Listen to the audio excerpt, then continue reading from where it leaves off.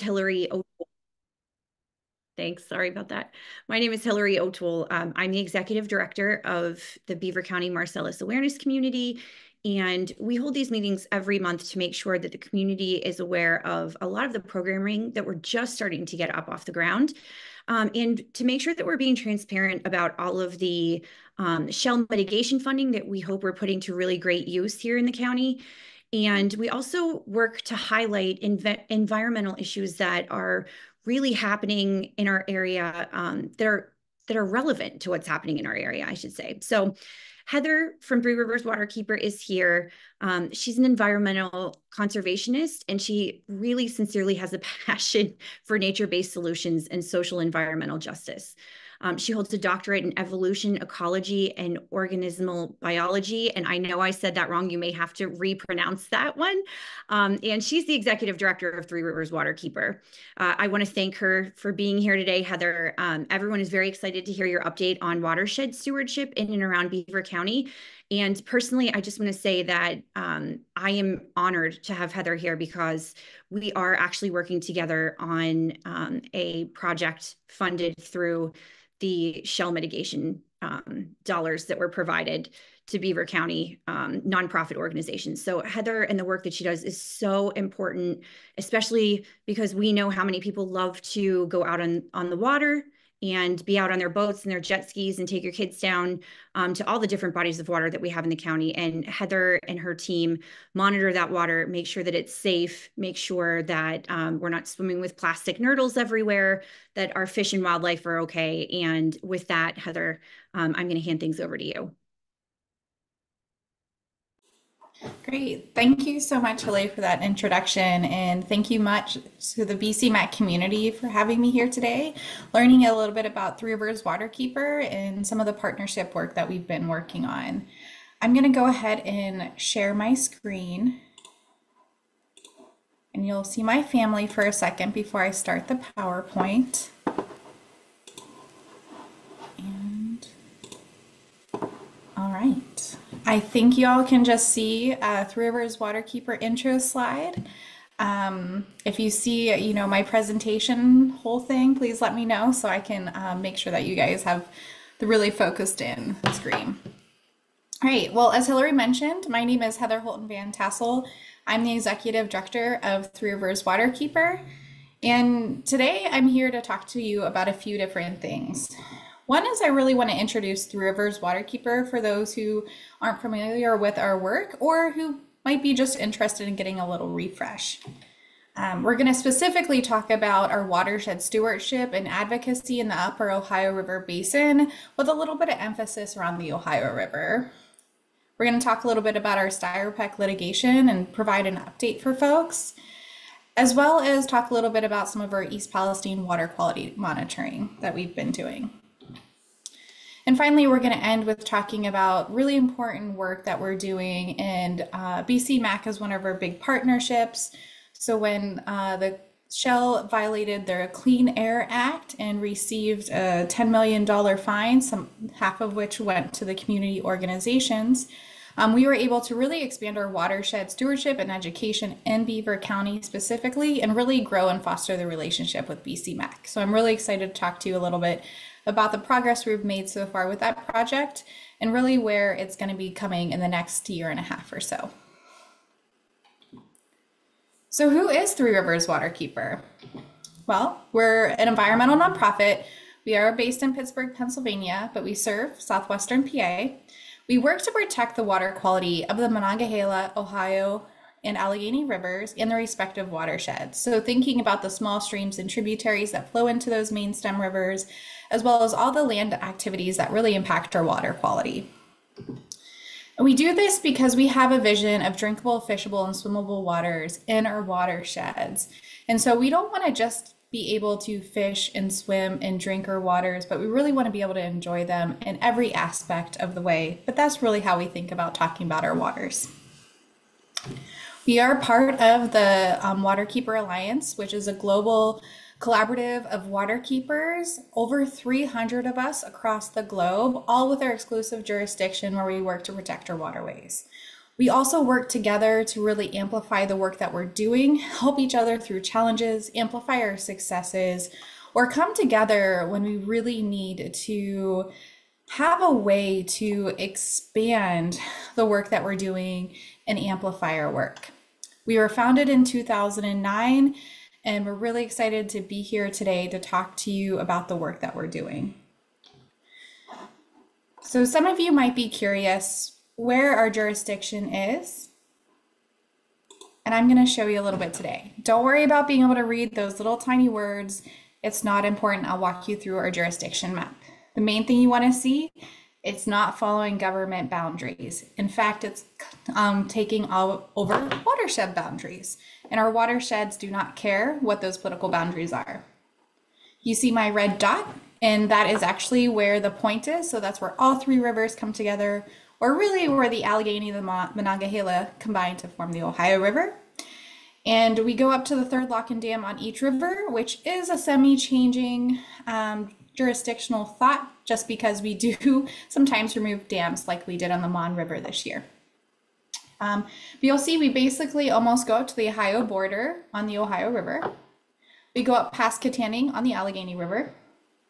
And then we go about 4/5 of the way down to West Virginia.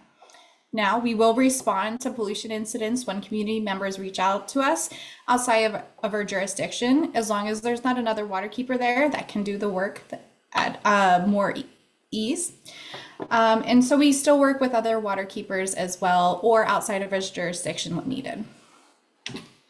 Why is the Upper Ohio River Basin important? Those three rivers, they actually form the headwaters of the Ohio River Basin. So everything that happens in our waters flows downstream through the Ohio River Basin into the Mississippi River, out into the Gulf, into the ocean. And so it's really important that we really protect the headwaters, because we are sending all of our water downstream to our neighbors. In fact, our jurisdiction is so large that we have 205,000 square miles, covers 15 states from New York to Mississippi. It provides drinking water to 5 million people, recreational source to 30 million people. Just on the Allegheny alone, we have 200 birds, 25 amphibians, 20 reptiles, 80 fishes, and 20 freshwater mussels. So you can see that it's really important that we protect the headwaters of the Ohio River Basin for the health and prosperity of our region. Now, I've said this a lot, we protect our waterways, and I'm sure some of you are wondering, well, what does that mean? What does it mean to protect our waterways? Well, I'm going to show you that by talking about what we do on our water. We have 3 buckets of work. One is an actual physical presence on the water, and that's where we do general monitoring and patrolling, as well as targeted monitoring and patrolling, where we know there's actual facilities that have a high chance of polluting our waterways. We work in the community doing events, education, and outreach. And finally, we work through advocacy, and this is where we use our clean water laws as well as legal research to protect our clean water laws and hold polluters accountable. And I'll talk a little bit about more what that means later on. But first, we're going to talk about on the water.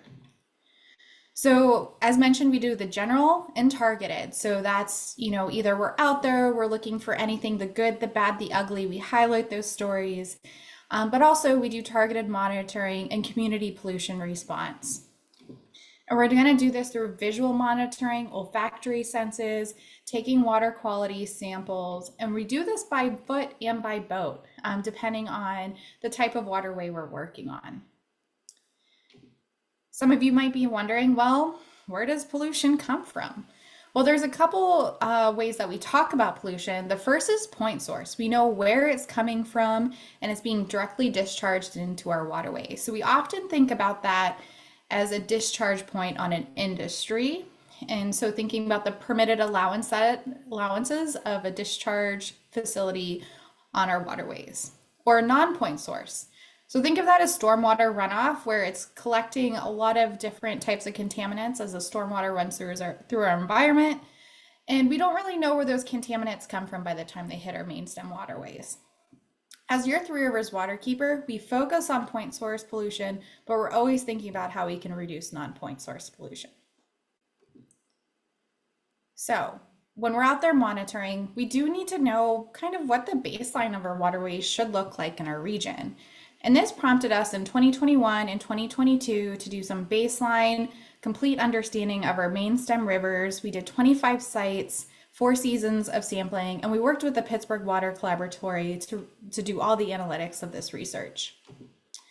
If you want to check it out, and I'll talk a little bit about it before we go too deep into other things, you can go on 3rwk.org/baseline. Since then, it is now 2024, going in 2025, so we're definitely constantly reevaluating and building that baseline with our general patrols. Again, we do that visual and olfactory monitoring. If we notice something out of the ordinary, or we smell something, we use our YSI, which is a handheld device, which you'll see up in this corner here. And it has probes, and we can monitor some basic water quality parameters. If those go out of whack, we then take water samples and do lab analytics. Just to kind of break up some of those words, I threw in some pictures of what some of that looks like when we're sampling. We're having a great time, even when, you know, there is pollution. You have to make light of everyday life just to be able to keep your sanity. And sometimes that means being out of the boat and just really enjoying what it's like to be on the waters, even in the darkest times when we're having a hard time holding those polluters accountable. So going back to that baseline, we did sample over 50 different types of things in each one of those samples. So 25 sites, over 50 analytes, 4 times, so 1 in each season. So that really gave us a general baseline across our whole region. These are where our locations are across, and we chose these based on the flow of larger tributaries or major outfalls. And so we had 10 sites on the Allegheny, we had 8 sites on the Mon, and 7 sites on the Ohio.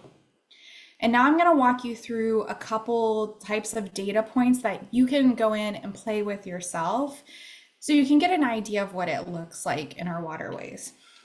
The first thing I'm going to pull out here, I'm highlighting Q4, that's May 2022, and you'll see all 3 rivers. And here we are looking at iron concentration, and the larger the circle, the larger the iron concentration. You can see the Mon River, where our steel mills were primarily located, has a lot of iron concentration still left over.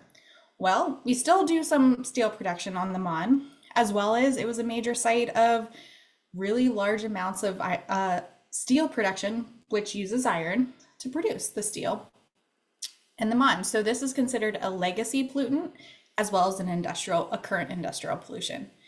Again, you can play around here. You'll see that there's different things up here that you can play with, different corridors, different contaminants, and you can zoom in on your region of the Ohio River and really get a good idea. I now want to talk to you about 3 contaminants that were quite interesting from my perspective that's focused on industry along each river. Okay, so here up in the left-hand corner, we have iron. Here, oh, I have 2 irons. That's okay. We'll just pay attention here. We have manganese down here. So what you're seeing here is Allegheny, Monongahela, and Ohio rivers. The Mon River does tend to be higher in both the iron and the manganese. We also had cadmium, which I just double pasted, my apologies. But it had the same trends. Mon was highest, Ohio was second, and Allegheny was third.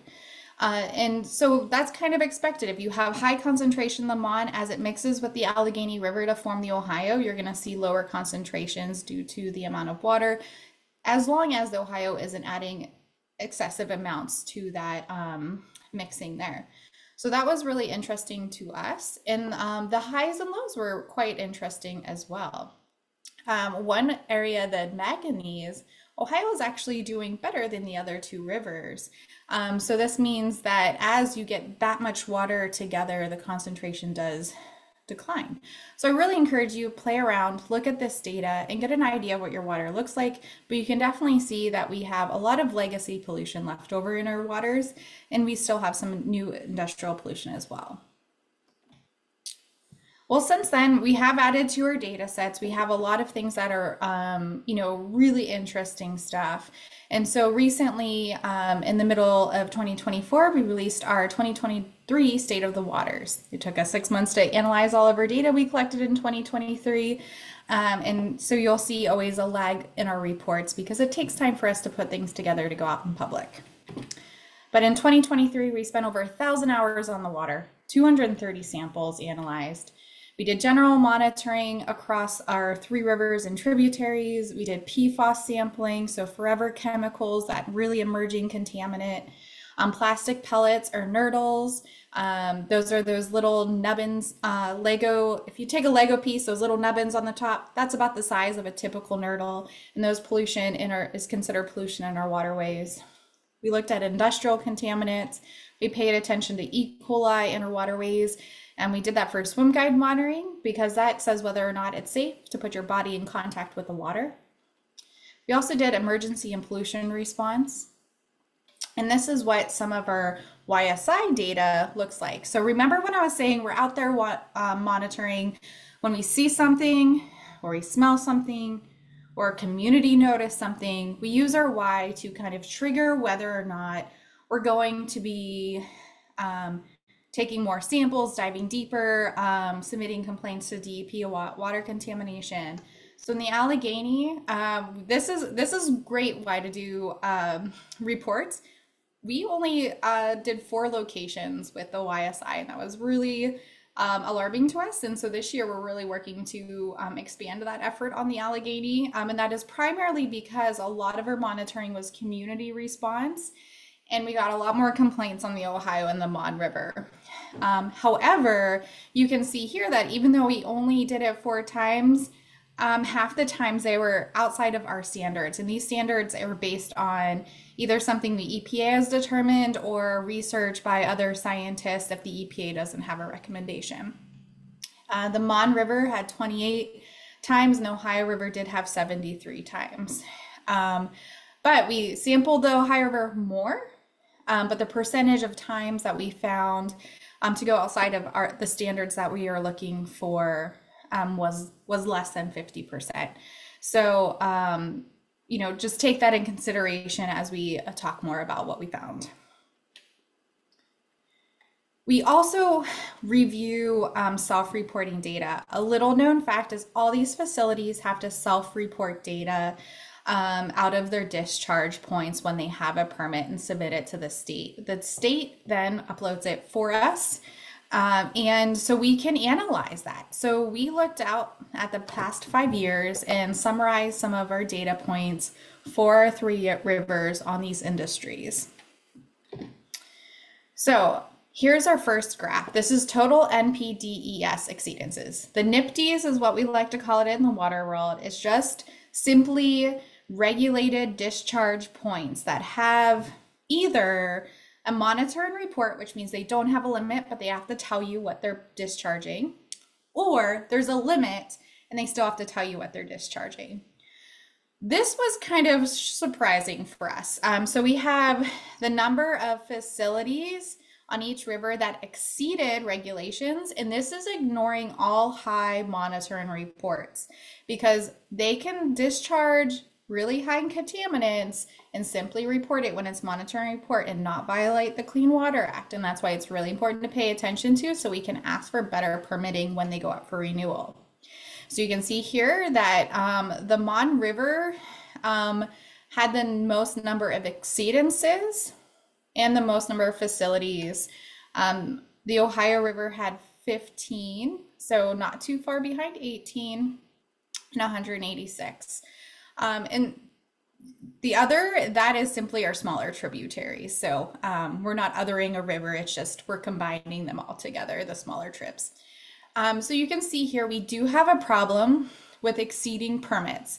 And those permits are reviewed by scientists, community members comment on them, and it's an agreement. And so every time a facility exceeds their permit, they are breaking a promise to the community. So I want you to remember that.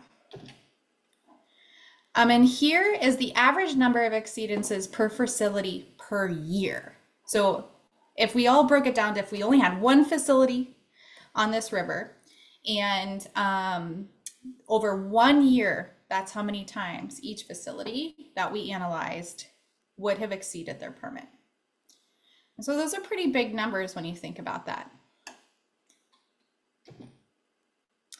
And then we want to think about enforcement. So once a facility violates the Clean Water Act by exceeding their permits, in our region, for water, PA Department of Environmental Protection can use that and enforce for non-compliance with penalties against that violation. So here we have actually the CAA, which is the Clean Air Act. That in Allegheny County is enforced by the county, but in Beaver County, it would be enforced by DEP. So there is a little bit of jurisdictional issues with that and who's doing what. The Clean Water Act across the state is enforced by the PADEP. And then RCRA, which focuses on land contamination, is typically enforced by the DEP as well. Unfortunately, we see the quarters with non-compliance quite high for Clean Water Act with self-reporting, and extremely low comparatively when we think of the number of quarters that there's a formal enforcement action. So these are just quarters within a 12-year period as well. So again, we do large sweeps of our rivers. We monitor both on the water and by digital screen, but we also do targeted. We know there's industries in our region, as you see, not every facility violates these agreements between the community and in the form of a permit. And so we really focus on those industries that we know have either the potential to have really high contaminants, which means their facility using really dangerous chemicals. So they should be on our radar regardless of whether they're a good neighbor or not, because of the consequences if something happens. And then we have facilities that are also just not good neighbors, regardless of whether or not they have extremely dangerous contaminants or not. So those are kind of how we triage our industries with NIPD's permits, because in our region, there's a lot and we can only do so much. One of which is in the BC MAC overlapped jurisdiction with us, is the shell cracker plant out on the Ohio River that also touches Raccoon Creek as well. And we do a lot of water quality sampling and diving into their self-reporting data that I showed before. And it's definitely a multi-organizational effort. We initially done water quality monitoring with the Water Collaborative at the University of Pittsburgh, Three Rivers Quest as West Virginia University, and many other partners. And we do reviewing of self-reporting data with the Environmental Integrity Project, BC MAC, as well as Mountain Watershed Association. We do frequent visual monitoring and assessments, and it's a minimum of once a month that we go out there, and we also visit other sites along the Ohio River and Raccoon Creek. We do monthly nurdle patrols with Mountain Watershed Association as well. And again, just to remind you, nurdles are plastic pellets, and they're about the size of a little nubbin on a Lego, and are more powerful contaminant than a lot of people think. And I'll just give you a few reasons why it's really important for us to understand the plastic pellet pollution in our waterways. One, it's really harmful to aquatic life. If you've ever seen a nurdle, which if you can look up on the screen here, you'll see a few varieties, but they're really small and they look like delicious little fish eggs to aquatic life. So they consume them and it really messes up their digestive system. And because of that, they can pass or have really low quality of life and get sick and have a changed lifespan as well. Another thing is more and more research is showing these plastic pellets also harbor other contaminants and kind of act as a sponge to bring them other places across our watershed or when they're ingested. Another reason why they're bad is they're already really small, and plastics don't break down the way we think things biodegrade. Rather, they just turn into smaller and smaller plastics. They can become so small that they're microscopic and can get through our water filtration systems, and then we can consume them. It's actually thought that most people actually have a credit card size of plastics in their body today. And more research is showing that there's disruptions to a lot of our health systems, especially like hormonal and reproductive. So it's really important that we start to understand these impacts. Finally, when these nurdles do land on shore, they mix with the substrate and they can change the density of that substrate. So they do not have the same density or ability to absorb water or to act as the soil that these shorelines should act, and can really change the aquatic life as well. So there's both aquatic plant life disruptances as well as potential really big human impacts. And when we think about the shellcracker plant, while we are very concerned about plastic pellet pollution or those nurdles, because other types of facilities similar to shell have not shown to be able to maintain a good barrier to keeping their nurdles inside, we also are really concerned about what they're discharging into our waterways, because to create plastics, you actually have to use a lot of really dangerous chemicals, and your byproducts can be really dangerous when you think about the human health perspective as well as aquatic life perspectives. Organics tend to be something that's really carcinogenic and really impactful to our human health. Here is just a snippet of in the past 4 years, the types of exceedances that they're self-reporting. So I'm just going to let you look at these percentages here. You don't have to know what these are. That's not important. What I want you to see is the exceedances. So these are things that they're permitted and have a limit on, and these are things that they're exceeding. And so it's really important for us to pay attention to that and make sure that we put pressure on our regulators to hold them accountable for that. They also have stormwater issues. In 2022, EPA's human health criteria for thallium was drastically exceeded to over 100 times what the human health criteria is. And they also have a really big problem with lead, zinc, aluminum, tetrachlorobenzene, and pentachlorobenzene. These are all really harmful to human health. Some of them can be carcinogenic. Some of them could cause a lot of long-term health, chronic health problems. And what's really challenging here is they actually don't have the limits that they should in a lot of its monitoring report. And stormwater is really particularly important as we think about climate change.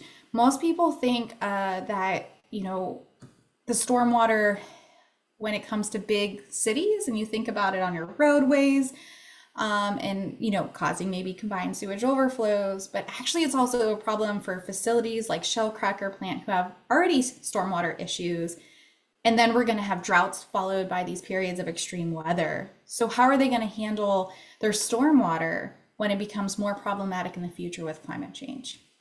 And so these are a lot of the things we think about, and we are creating a campaign on putting some pressure on DEP, and we'll have more to come later. It's an up and coming project.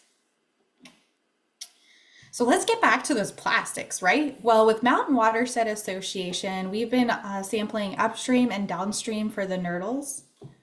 Again, this is a really big team effort. I don't want to get all the credit here. We work with Mountain Watershed Association, BC Max come out with us, Beyond Plastics has come out with us, and it's really important to raise awareness. So this is a really cool effort. It's a great way to build camaraderie while I'd be doing a really great monitoring effort.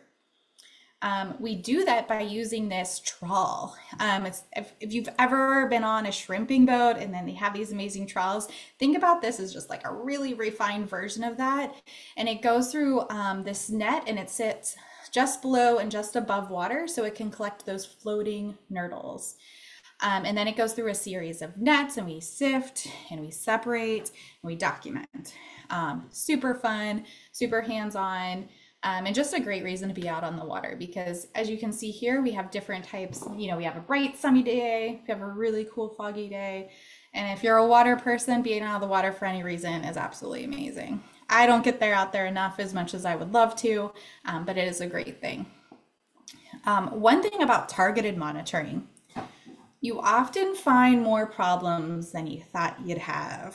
And that means sometimes some of our facilities are not the problem child, and we discover something we weren't expecting. And that is the case with our nurdle patrols around Shell Cracker Plant. Over a year ago, back in September, we started finding these really tiny, some of them weirdly shaped nurdles. And we only found this because that day we had a lot of debris in the river and we captured extra nurdles. These actually would have gone through our typical sifting net. They're really tiny, as you can see in these pictures, and not your typical nurdle.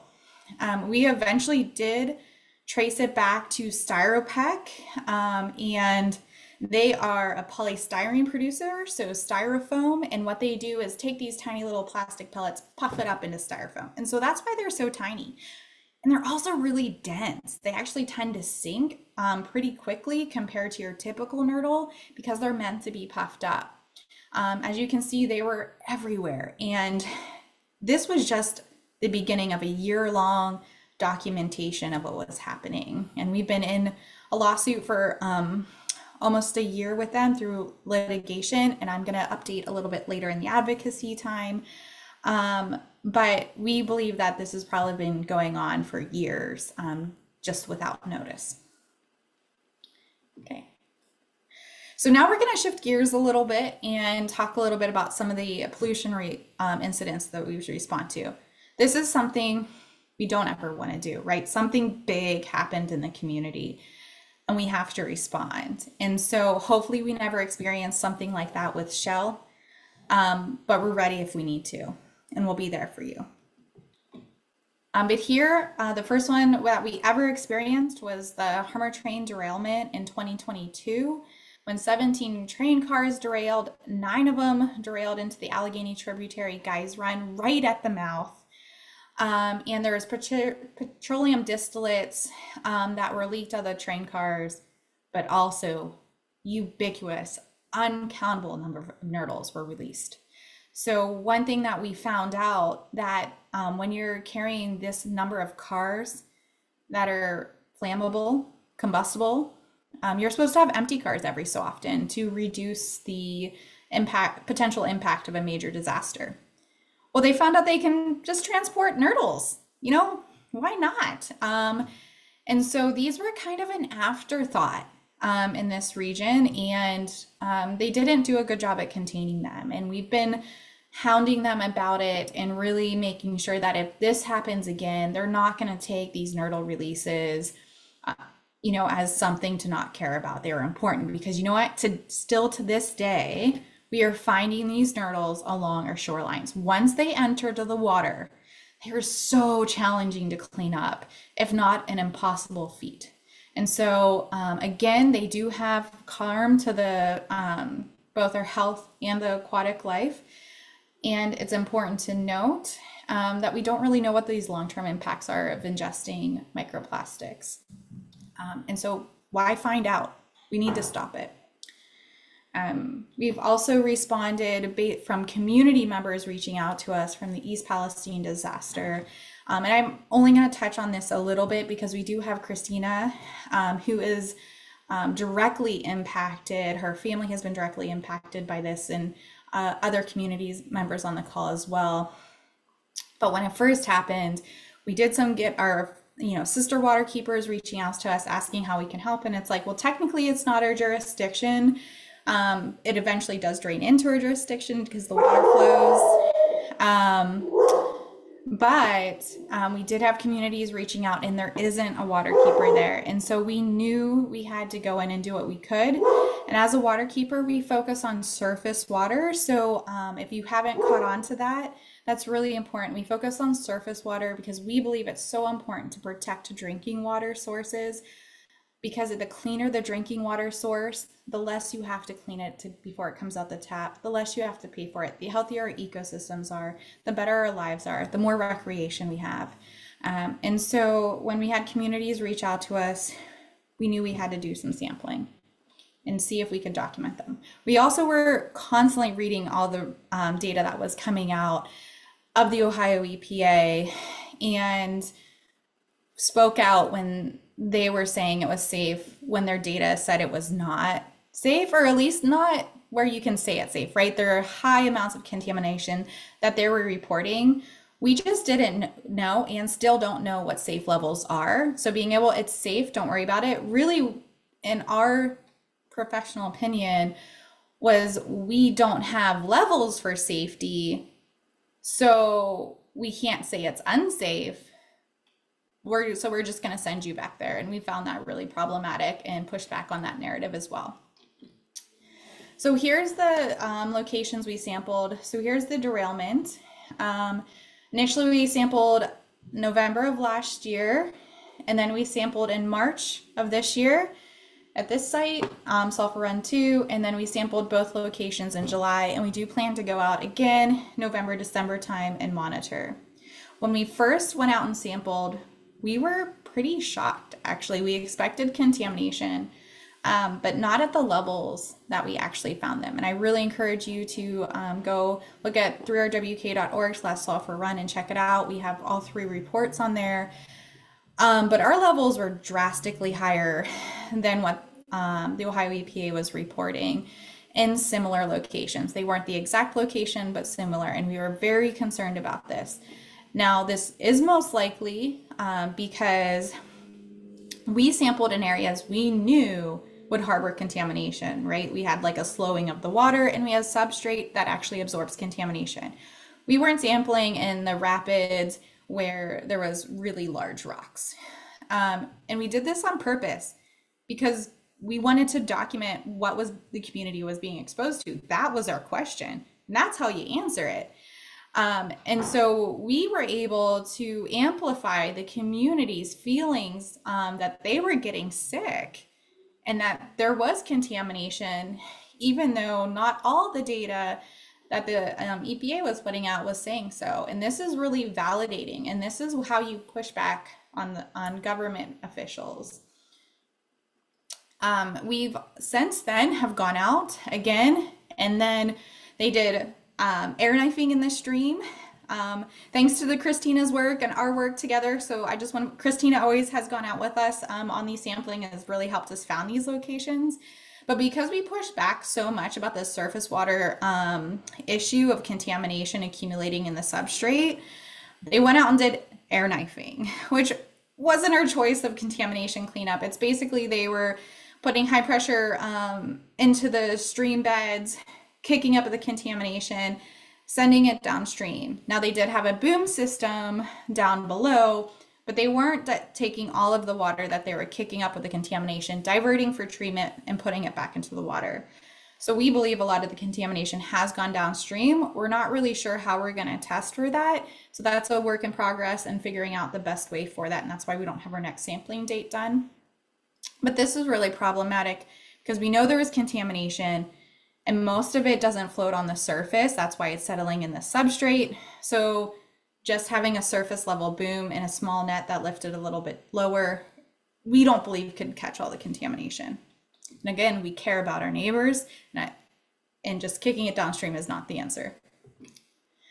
However, most recent sampling, I will say, contamination was drastically lower. That's good news for the community because there's a lot of other exposures they're experiencing and they needed lower levels of exposure to contaminants. So it is a win for the community, but there's a little asterisk on that. The other asterisk we have is that oil and grease and benzoapyrene were higher in that second level, that second sulfur run, which was closer to the derailment than they were in the recent sample. So it got higher even after that air knifing cleaning technique. It is closest to the derailment, so that might indicate that there's still some contamination leaking into our stream beds, and it was potentially too early to do that type of remediation.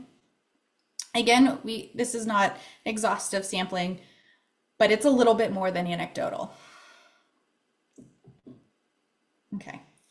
So now we're going to talk about other ways that we protect our waters besides all that doom and gloom that I showed you. I do really like to keep some sort of positive story, and that's where we work in the community, and we work to create a connection and a sense of community and love for our rivers. They have come so far since we've passed the Clean Water Act here in the United States. 50 years ago, our rivers and our region were considered devoid of aquatic life. Now that we have regulations on both the physical and chemical discharges into our waterways, so even think about the steel mills dumping ridiculously hot water, to the fact that our river systems became warm water instead of cold water, and a lot of the aquatic life died because of temperature. Even that is regulated. And it's not perfect, and we have a long way to go, but we now have bald eagles on all three of our rivers near the Pittsburgh Pool, and that's a win. And that also shows that we can keep improving. You know, if we've done it before, we can continue to do it. We just need to ask for more. Don't stop. You know, if we were at an F and we're now at a C, let's get that A. Let's keep going. Let's change the way we think about our waterways, and that's by working in the community. We do a lot of effort on really helping people understand how land activities impact water quality. We do education on pollution issues. We amplify our right to clean water, a lot of which I was just talking about, and stewardship. So like think about riverside cleanups as well as riparian plantings. We also have a Three Rivers Ambassador program, and that's where we do water, art, ecology-based program, stewardship with volunteers, and our Three Rivers Watch, where we teach people how to spot and report pollution. Interested in the type of events we have coming up? Go on to 3rwk.org/events, capital E. So when we're out there, what are we looking for? And that's where the Three Rivers Watch program comes on. We teach you how to spot and report pollution and tell you how to let us know when you find something out there. Remember how often we were out on the Mon and the Ohio rivers?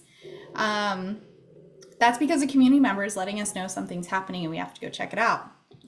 So things that we look for are changes to physical things around the water. So like rocks, seeing different types of contaminants dried up on there, erosion, paying attention to how industries are actually operating around the waterways and making sure they're just not dumping their industrial waste right into our waters, and paying attention to how the rocks look around discharge points.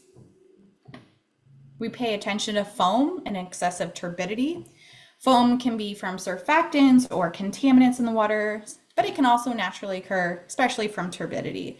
So we pay attention to both those types of foam. We look for changes in color and texture of the waters, and so we can have a fuel spill that looks, you know, like that rainbow, very typical thing of when people think about oil in the water. Sometimes we have to do investigations and figure out what are we looking at, and here is adhesive in our waterways. That's only happened to us once, but it's something I like to show because it's pretty shocking to look at when you see it in our waterways. We pay attention to habitat degradation, such as dredging, materials, plastics like litter, and different types of invasive species in our waterways. We pay attention to the biological responses. So fish kills and algal blooms are actually not the problem, the response to the problem. And so we pay attention to how they respond to our waterways. And of course, we have acid mine drainage, which here in southwestern PA, we are no stranger to. Most people know it of this really bright orange looking type of water, but it can also look a little white as well. Here's just a beautiful picture of both coming together, but it really depends on the type of rock that is mineralizing with the acid mine drainage. And so if you're interested in some of those events, now our Three Rivers Watch, we will have a few in Beaver County coming up, and I'll mention those a little bit once we get those scheduled. We are done for that this season for that, but we do have some really cool events, and so please check it out. We also are doing our annual fundraiser on November 2nd. And if you go to throughrwk.org/water, you can check out our tickets and join us in celebrating clean water and everywhere we need to go, and let us know all your grievances about water issues in our region.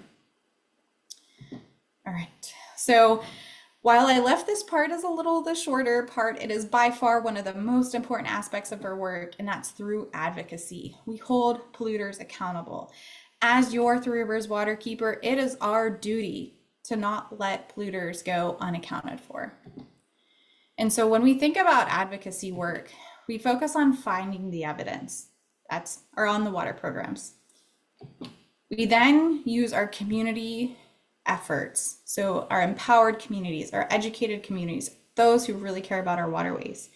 We combine those two, and that's where the magic happens. That is where we're able to hold polluters accountable. And this is so important to the work, because if people don't care about our rivers, no matter how much evidence we have, they're not going to be held accountable. We really need the community to help us push it forward. And so when we think about how we hold polluters accountable, it's through our clean water laws. Here in Pennsylvania, we have a few. We have our Federal Clean Water Act, our PA Clean Streams laws, as well as our Safe Drinking Water Act. We also have other types of laws that we use as well as our Environmental Bill of Rights that we have in Pennsylvania, which we have the rights of pure air and clean water. So how do we advocate? What does that look like? How do we do that? Well, we prevent pollution, we enforce current regulations, and we decrease pollution allowances. And a lot of times, this is both behind the scenes as well as really trying to organize community members to support the work that we're doing when we're putting out efforts to prevent pollution, enforce the current regulations, decrease these pollution allowances. And how do we do that? Well, it's a lot of legal research. We're constantly paying attention to the PA bulletin for rulemakings, comments, hearing periods, and really diving into finding really strong evidence and arguments to prevent waterways from becoming polluted and making sure that the regulators don't backtrack and allow more pollution in the future. Our last and final resort is litigation. We first put pressure on our environmental regulators to hold them accountable, and when they fail to do so, or for whatever political reason have a barrier to do so, we can step in and hold them accountable. We had 76 actions in 2023 that were considered advocacy, and 60 of them, over 60 of them in 2024 to date. So I mentioned SIRPEC. We are holding them accountable for their Clean Water Act violations for discharging. We documented it for over a year, but most likely years, if not decades, of plastic pollution into our waterways. They cannot discharge any solids into our waterways. So it's a clear violation to the Clean Water Act. We partnered with Penn Environment, and National Environmental Law Center took our case, and we are currently negotiating a settlement. I apologize, my dog's been barking throughout this. I'm sorry, it's nothing I could do though. And what's really important here is that at the end of the day, we are going to negotiate for 0 discharges out of their waterways. Some of you may know that they've are most likely going to be shutting down their facility, and that's because our lawsuit was able to point out a lot of deficiencies on the facility. They didn't pay a lot for the facility when they acquired it. It was already falling not to the standards that is required. And so they used a deal, but what they didn't realize is that there were going to be watchdogs to find those problems of the facility that they got for cheap. When they've been looking at the facility, the amount of efforts that they're going to have to do to repair were just becoming extremely costly. So while in some ways that is a win, we recognize that this is a business in the community. And we want to make sure this community is able to recover after this as well. And so we want all businesses to be able to operate and support their community without harming the environment. I really want to emphasize this. We don't want people to lose jobs. We don't want businesses to shut down. We want communities to be able to trust the businesses in their community without harm.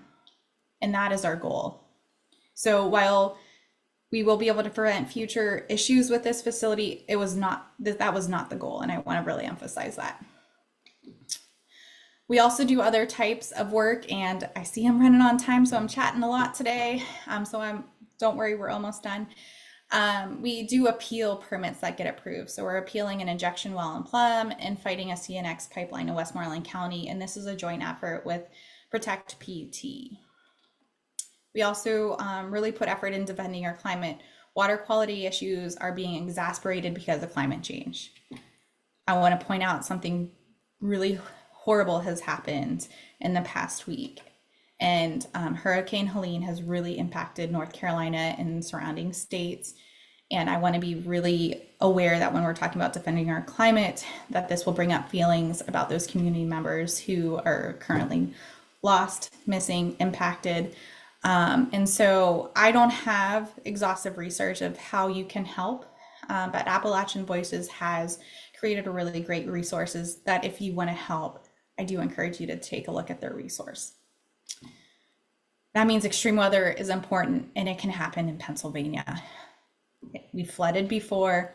It's important for us to be prepared.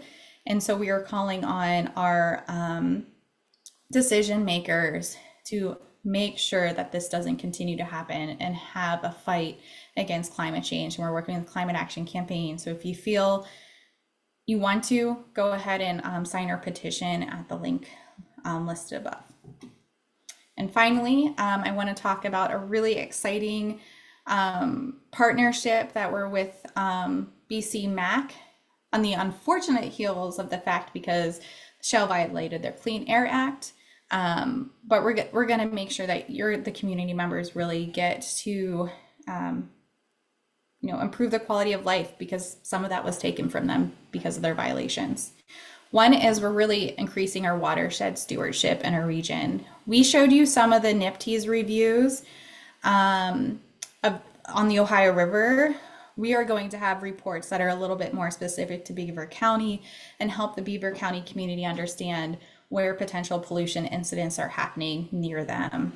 We are going to be deploying a passive monitoring system on the waterways, so a buoy that has monitoring abilities, and we're going to be putting that in Beaver County. It'll most likely be deployed in March. We're working on getting the permit for it now, and so that'll be a great way for us to get in situ data online for people in Beaver County to understand what's happening. And we're going to continue to analyze all this data that's coming in. Again, reports are a little bit lagged from the data because we have to analyze it and give out reports to community members when we're able to. We're also going to do watershed education, and this is where we're so excited to work with BC MAC. We're going to train community members. In total, we're going to have 4 Three Rivers Watch. So we're going to train you how to spot and report pollution, 2 kayaking, 2 on land. We have done our 1 kayaking, so there's 3 more to go. So don't fret if you missed it. We're going to do community trash cleanup. So we're planning 2 of them. And we're going to have some community events similar to this where we train or we educate community members about our watersheds and find new ways to connect with them. We have a Colors of the River program where we take natural riparian objects and plant life, create pigments, and do some watercolors and help people feel that passion for their environment, help them see the abundance that the rivers offers us. And do some virtual stuff as well. And those are in the works for being planned. And we're not quite halfway through the first year, so it is a whole 2-year program. So the bulk of it will be in that middle time frame. So 6 months of planning, 12 months of intensity, and then 6 more months of releasing of reports. So be patient with us as we plan those, but we're so excited to spend more time in Beaver County and with BC MAC because the staff is so much fun to be part of. And I think I went a couple minutes longer than I promised I would. Here are some of the links that I talked about. You can go on our website and dive into there as well. Or feel free to reach out to me. My personal email's right there. And I'm happy to answer you or direct you to any of our staff that might be a better resource for you. So Heather, thank you so much for all of this information. I can't tell you how emotional it makes me just knowing that all of these polluters are right here in the county and you all are the only ones doing the work on the water. We really appreciate you. And before we shift, I do want to introduce Christina. So you had mentioned her before previously in your presentation, but I want to make sure everyone knows her background. She's a resident of Darlington, PA, and she is one of the many affected by the East Palestine train derailment and chemical disaster. Only 2 weeks after the incident happened, she began monitoring the waterways, and she has since taken scientists, elected officials, media down to the scene to witness the devastation firsthand. And that's so important when you are trying to really tell a story and let everyone know the reality of what's happening in a situation. Right now, Christine is here to share her personal account of what it's been like to serve as a creek ranger, ensuring that the truth about this disaster is definitely brought to light. So, Christina, we're going to hand things over to you. Thank you.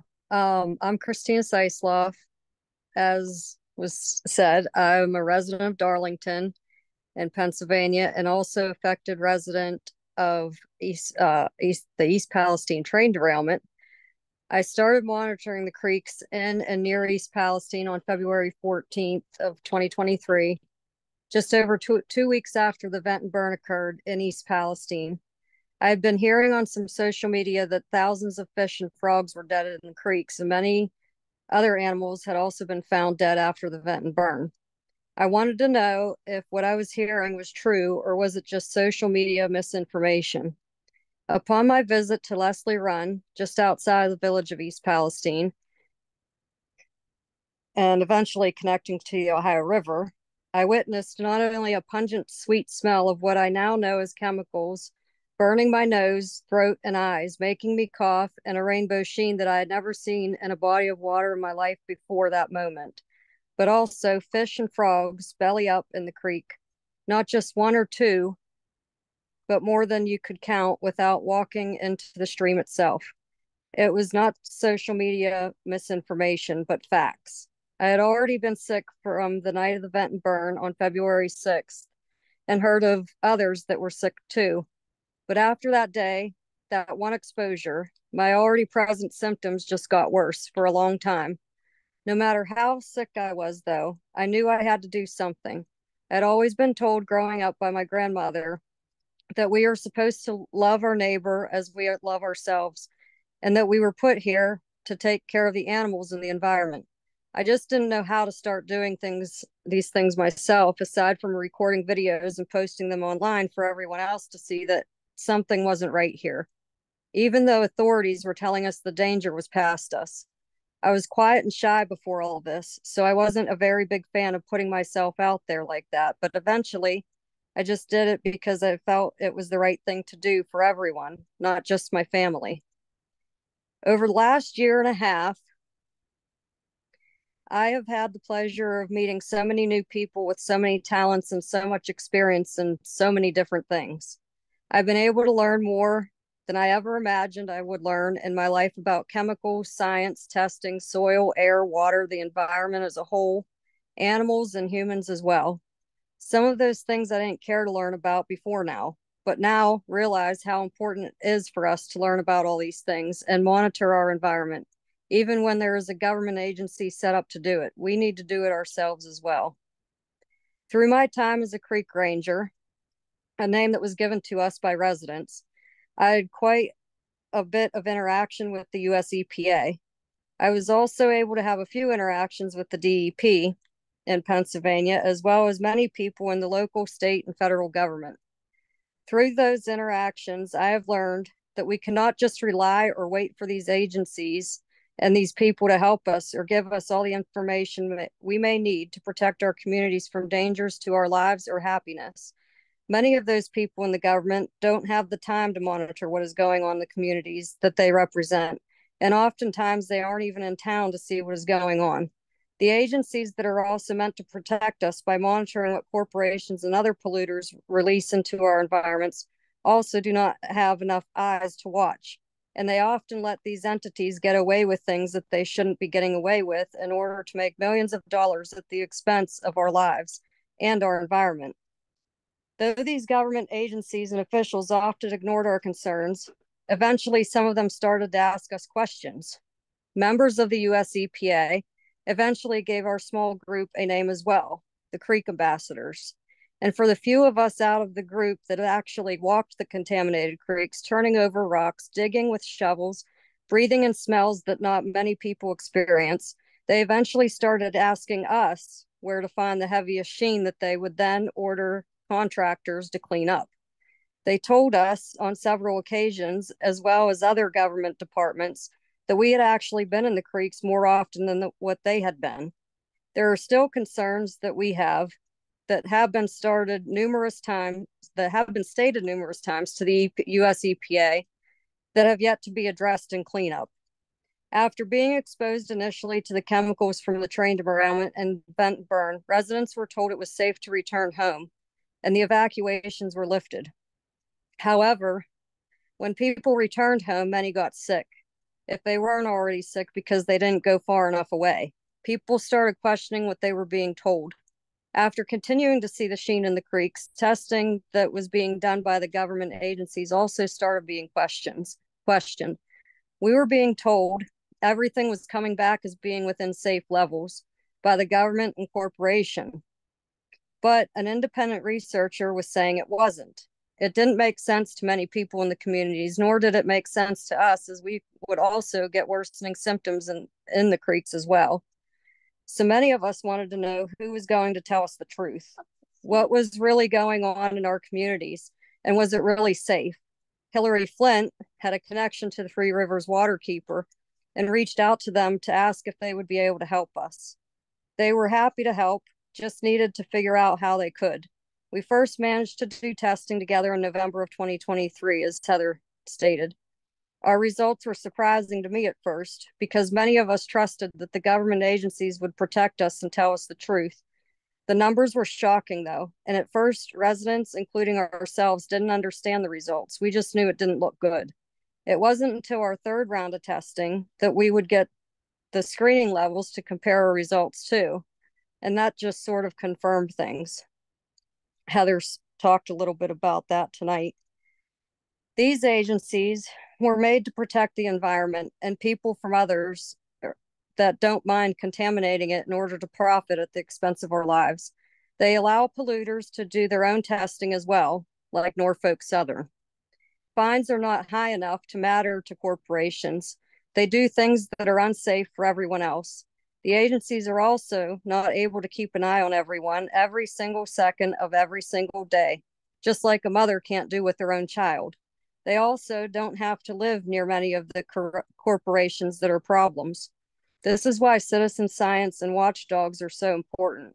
We are able to get answers that we know are more honest because we have to live in this environment. The agencies and corporations get to go home after disaster strikes. We have to bear the burden on our health.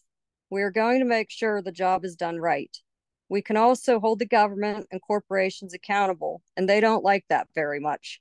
But it makes it so that they know someone will always be watching them and expect them to do their job the way they were meant to do it, not the way they want to do it. Many in the communities impacted by the derailment have been grateful for our efforts, as well as Three Rivers' efforts, and many are pretty angry as well with us for what we have done.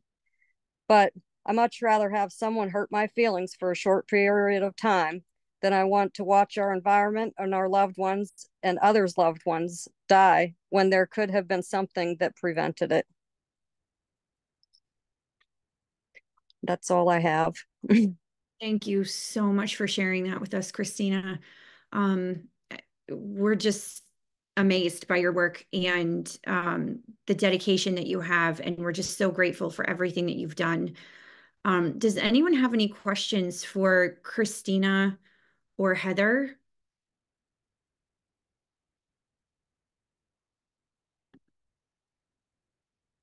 I don't see any hands up, and I don't see anything in the chat. Okay. Well, BCMAC and Three Rivers Waterkeeper have definitely been very inspired by what Christina has been able to achieve, and by all of the work that she's put in, and the dedication and the conversations and just all of the work. And so we've teamed up with Three Rivers Waterkeeper to award Christina with $200 for just her incredible efforts to protect the watersheds in and around Beaver County. And Christina, we thank you so much. And we just want you to know you should be very proud of yourself. We are all very proud of you, and we're so grateful to have you on our team. So thank you. I just want to say thank you to you guys too for helping us. That is team led for sure. And Sharon, I'm so sorry. Did you have, you're muted.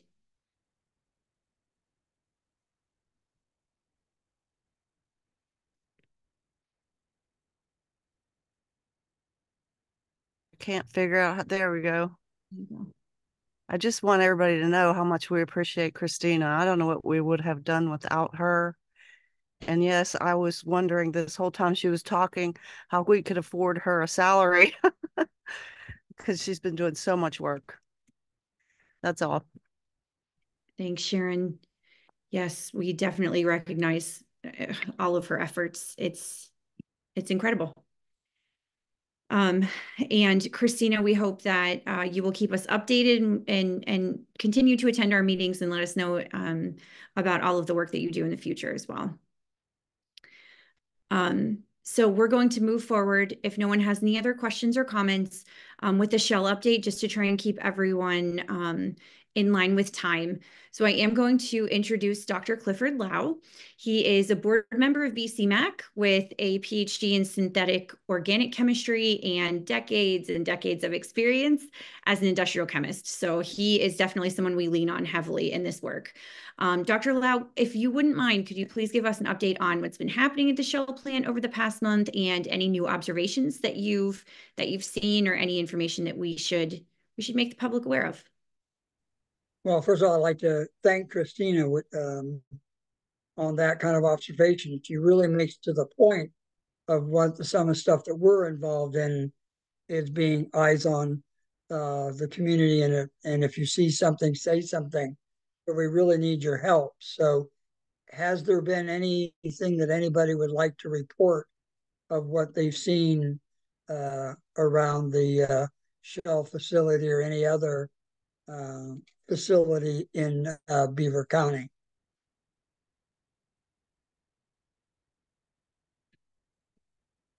No? Well, one of the things I'd like to ask, one of the things, the update is if you saw on the Shell Facebook page, they finally put a notice in about something they're actually doing at the plant. They've had troubles with their third polymerization unit that makes high density polyethylene. And when they came online back in November of 22, only PE1 and PE2 were running. I forget, sometime after that, they said that they had gotten, probably about a year ago, got that unit running, but it appears that they were mistaken and they've actually taken it down. They're doing massive maintenance work on it to try to get it to work. And so much they've made an announcement that there'll be some noise involved in this. And I'm not sure, what noises, but if Shell says it. So, and if anybody has heard anything, I was up there a couple of days ago and there were several large cranes in the area and stuff, but I didn't hear any noise. But we'd like to, if you do hear any noises associated with that maintenance, we would like to hear about it. They did have their monthly siren thing. They put that announcement on September 20th. I don't know if anybody heard that at like 9 o'clock. That's just to make sure that the alarm works. And anybody want to comment about the maintenance on PE Unit 3? And the other thing I'd like to talk about is the DEP recently did download some new data as far as emissions and notices of violation. They've issued notice of violation in one in particular that for the last several months, Shell has exceeded their NOx limit. Now, the trouble is a notice of violation says, sort of like what Heather was talking about. They say, well, your exceeding this and not doing what you're supposed to, but they haven't assessed any fines or any type of action like that. So we would really like to push and say, hey, how many months do they have to keep exceeding before there's some kind of fine or actual action taken against them for that. So that was one of the major things. Then the other thing we're working on the last week in August and the beginning of September, along with a scientist from PSR. I'm trying to think of social responsibility, Physicians for Social Responsibility.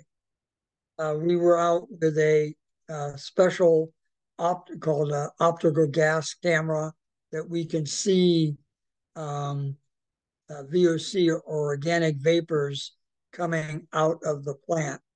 And we spent a week looking at all different parts of the plant with this camera.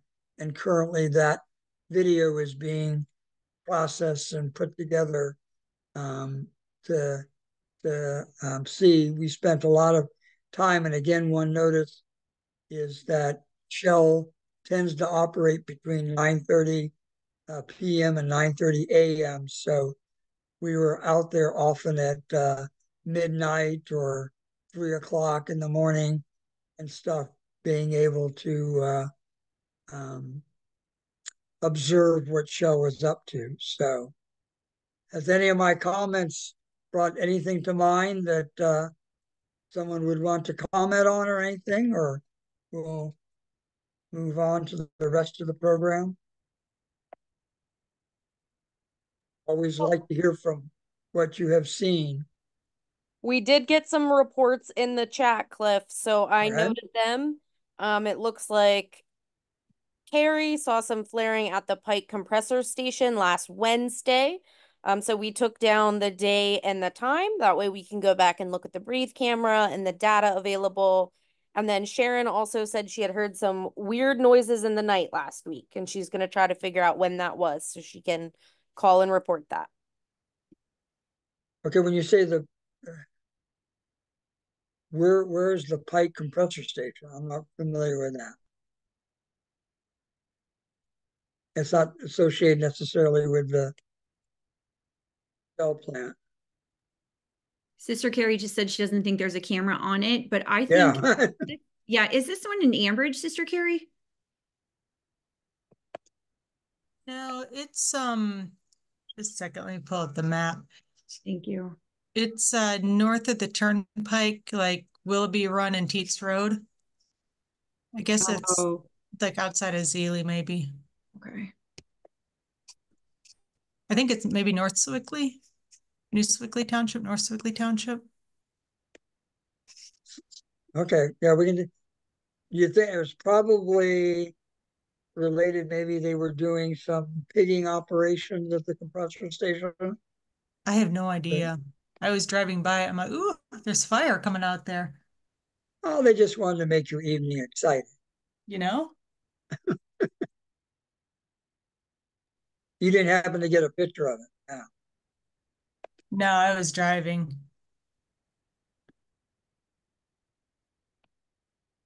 Okay. Thank you for that, Sister Carrie. We noted it. We'll look into that, but we maybe can work with one of our other partners because it might be in Butler County. And they might know more about it. Like someone else might know a little bit more about it. It's Beaver County. Is it? But I think just a second. I think there's a group working with them. I'll text you. I'll put it in the chat to you. I'll direct chat it to you when I think of the organization that I think is working with them. Because there's a hay farm right next door to it. And I remember somebody talking about this hay farm being next to a compressor station that flared. But I can't think of the organization right now. Let me think about it and I'll send you a private chat. Thank you. Thanks for that. Yeah, not the best of ideas. Okay, so Dr. Lau, do you have anything else to share? If not, we'll move on. Nope, I think that's covers it. Okay, thank you for the update. I have a couple other things to mention before our closing. One is that our artist in residence, Aaron Henderson, couldn't be with us today, but he does have some examples of his signs that we've all been helping him kind of work through and drive the sayings on. And he would really, really like it if you could vote on your favorite design. And Hillary's going to drop that in the chat for us. Please just take a minute and vote. They're so impactful, and it takes a minute to read over all of them and really find your favorite, but they're very hard hitting, and I'm really excited to bring them to the community. So if you could take a minute and do that, we would appreciate it. And then on October 23rd, BC Mac is sponsoring a fracking tour through Washington County. And the hope is that we give all of our community members and our community leaders here in Beaver County the opportunity to experience firsthand how fracking infrastructure affects everyday life for families and residents in Washington County. It's being led by an environmental advocate who we work very closely with, Lois, and she lives in Washington County. She's a really fierce advocate for her community. And this tour, we are going to take Beaver County residents right up to the heart of fracking country, hopefully reveal the hidden costs of the industry and really give people an opportunity to talk with the residents who live there, who are experiencing these things over and over again. I think it's really important because just like Sister Carrie had mentioned, we have a lot of fracking happening in Beaver County. They're hidden, and these wells and the compressor stations are like in people's backyards and they're over hillsides, and this is intentional. And Washington County is it was very eye-opening and impactful for me when I first started in this position. I can't believe it was a year ago already. But if you have the opportunity, and we're providing you with the opportunity now, please, please sign up. Please join us. We're going to provide food. We're going to provide snacks. So you won't be hungry, but the emotional toll that this tour takes sometimes needs to be talked about. And I want you to be aware of that. It's not going to be an easy, fun experience. It's going to show you what can happen if we in Beaver County continue to allow these same decisions to happen the same way that they have been happening over and over again. I don't want a compressor station in my backyard that spews methane even one time a year. These are things that the community is living with right now. And we need to be aware of the fact that if we allow it to happen, the same thing is going to happen in Beaver County. So please, let's come together as a community. Let's understand the full story behind fracking, and let's take action to make sure that this is not the fate for Beaver County. We're really excited about this one. Again, it's October 23rd. The link to sign up is in the chat right now. And next month, we are having our Eyes on Air webinar. And we're going to provide everyone with an update on our AirSense project, which we are really excited about. We finally have a date for them to arrive here in the county. It's October 10th. Everything seems to be happening on October 10th for us. It's just in the stars, I guess. But we should have a really big update for everyone in November, and just a lot of information to share. And hopefully you all have a lot to share with us at this time too, right? We want these meetings to become not so much us talking at everyone, but this space to become a place where we all talk to each other and where we put our concerns out there, so that BC Mac can definitely use what you're saying to drive some of our programming and drive some of these community needs that we know we have, and where there's a gap. No one's doing this for us in Beaver County. Heather and Three Rivers Waterkeeper, through their generosity, through their understanding of the work, through their just all of their experience, they know that these are supports that people in Beaver County need, and they're willing to fill that gap for us. And again, we can't thank you enough, Heather, and your whole team. And BCMAC is here to provide these efforts when it comes to air. And that's really what we want to do. We have these air monitors coming out that are going to tell you and show you the level of ozone in the air, or, I don't want to say too much because I don't want to put all of our project work out there right now, but really BCMAC is here for the community. We're not doing our jobs if we're not asking you for help and where you want to see us and where the gaps are. And we really sincerely appreciate all of your support. We appreciate you coming to these meetings.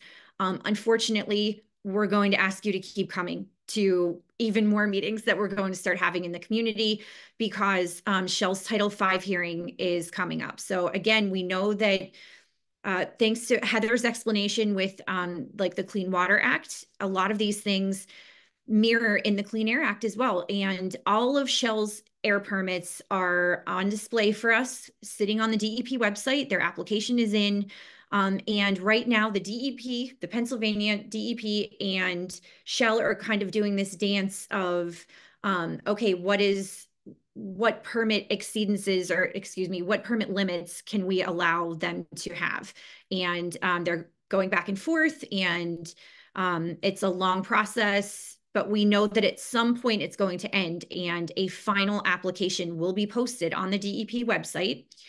And it will have a list of every single air permit that they are allowed to have, that they've potentially earned permission from the Pennsylvania DEP to put into our air. And we will have, as a community, 30 days to make public comment and to come out and talk with them. Well, we have 30 days to submit written public comment, but there will be a final hearing.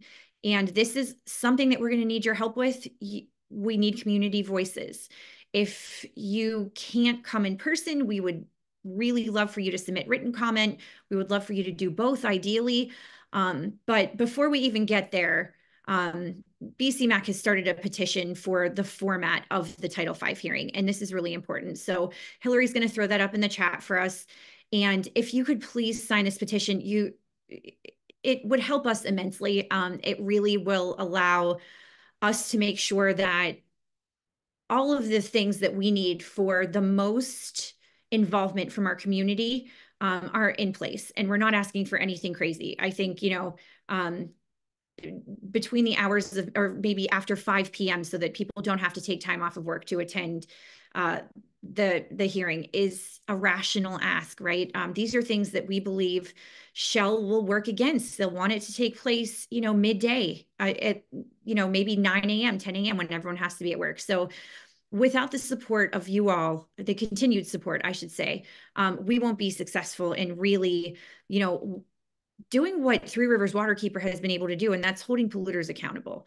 I don't want my children to grow up breathing in polluted air, and I know that you don't want to live like that either. So we really need to come together and start talking about what's important to us, and which of these limits, which of these permits, excuse me, really have some crazy limits involved, and where we can make a difference in our community. So I thank you again. And if you have any questions, you can always email us, contact us. I was going to pull up our Linktree the QR code to our Linktree, but let me see if I can get that up. Or if I can. I put it in the chat for everyone. Well, thank you. Thank you. Hillary's a lot more tech savvy than I am.